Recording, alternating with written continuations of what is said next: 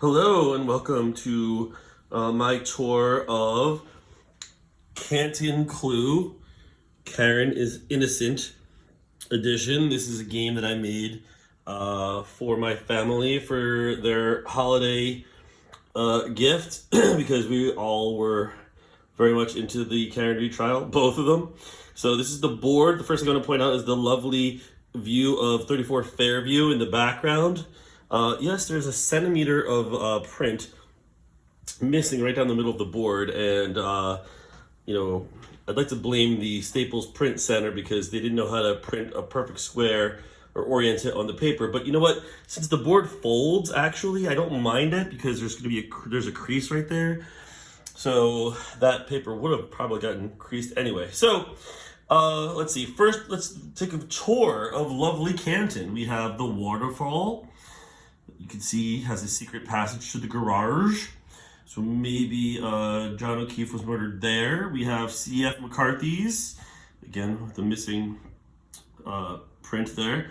We have the Canton Police Department with a secret passage to the flagpole. Here we have the garage. And again, a secret passage to the waterfall. I looked this up. In a Clue game, the secret passages go diagonal across the board. So that's the way I did it. We have the basement, where John O'Keefe could have been murdered. And we have the flagpole. And again, there's a secret passage to the Canton PD. And again, since this is the Karen is Innocent edition, she is not a suspect. Excuse me. And the SUV is not one of the potential murder weapons because we know that didn't happen. That's not how John O'Keefe died. So let's meet our suspects. So over here we have Jen McCabe. Maybe she murdered John O'Keefe. Michael Proctor. Oh, there's Brian Albert. Maybe he murdered John O'Keefe.